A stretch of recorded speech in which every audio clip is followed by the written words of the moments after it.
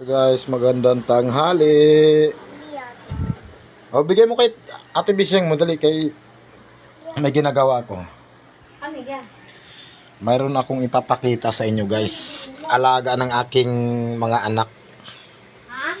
Binili lang nila to sa sa lako. Sabi nung naglalako, baka 3 araw lang daw ito mabuhay. Ayan, guys, oh. Oh. Ayan, oh. Gold fish. Malalaki na sila, guys. 1 buwan na to sila na inalagaan ng aking mga anak.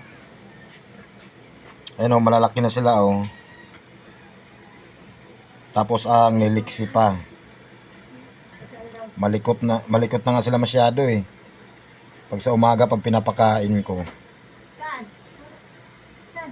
Parang tuwan-tuwa sila pag nakikita